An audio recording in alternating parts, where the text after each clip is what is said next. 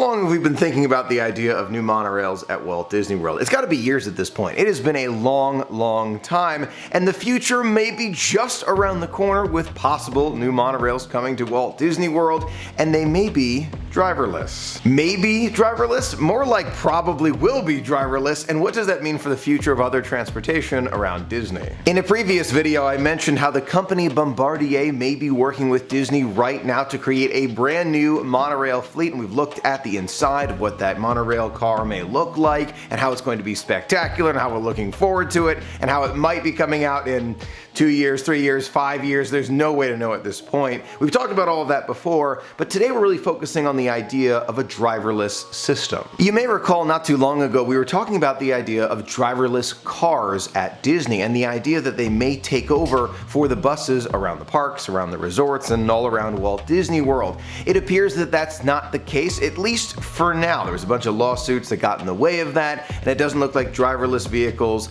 are there now. But we know that Disney is thinking about it. We know that Disney is more committed to a driverless system with examples like the Skyliner gondola, which in my opinion is a fantastic way to get around at Walt Disney World. It's easy, it's convenient, it's comfortable. I know they had some flukes at first where they're trying to figure things out. There were a few that kind of crushed together and some windows broke, but they seem to have worked out all of those kinks now. Hopefully, you never know, transportations are what they are, and I love that form of transportation, and from what I've heard, a lot of fellow Disney enthusiasts love it as well. Now, I'm not saying that every single guest loves the Skyliner gondola system. I just have heard a lot of positive reviews about it. Of course, there are some who are afraid of heights, afraid of the entire system. That's okay. There are other options for you. I'm just saying that I love it. In my opinion, the Skyliner gondola system truly is a look into the future. Does that mean that I think that there will be an expansion of the system? Yes, I do. I actually made a video a while back talking about where it might be going. And my opinion on it, of where it may be going, has changed a little bit. I think it may be headed toward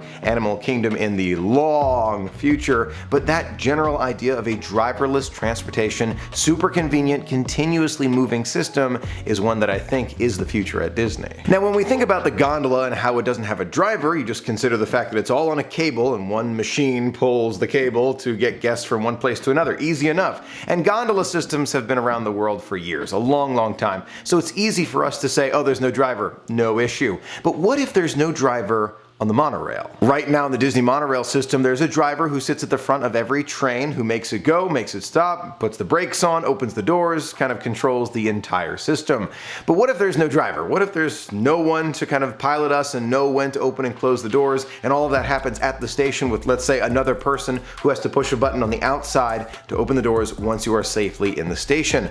Would we even be able to tell the difference? Right off the bat, I know that there are some who are a little bit concerned about systems running everything that we have, and I totally get that. You know, we've all seen Terminator and how scary systems and computers can be, but let's imagine that the fail-safe, the everything goes wrong situation is it just stops. It just stops, and a human has to come along and make it go again. That's just the fail-safe, and maybe there's a wheel in the train so that someone can hypothetically still drive it if every system on board fails. If that was the case, and I would imagine that if indeed we do get a driverless monorail system at Walt Disney World, it will have some of these fail-safes. Will we be more comfortable riding in it? And more importantly, will it be more efficient?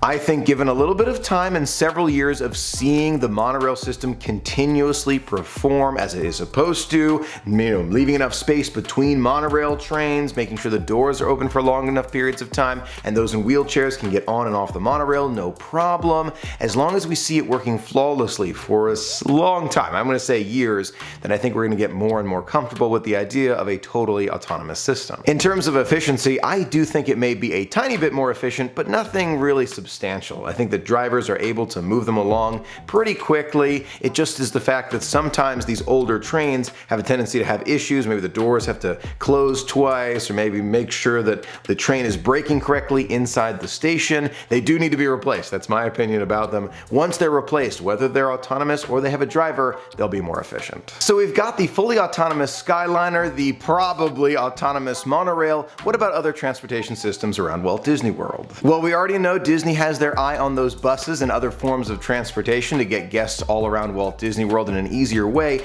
but imagine not a bus. Imagine a totally different direction in terms of roadway transportation. Let's imagine you have a car and it's shaped in a certain way where you have two rows of, let's say, 10 people in total, 5 on each side, similar to the Skyliner gondola system.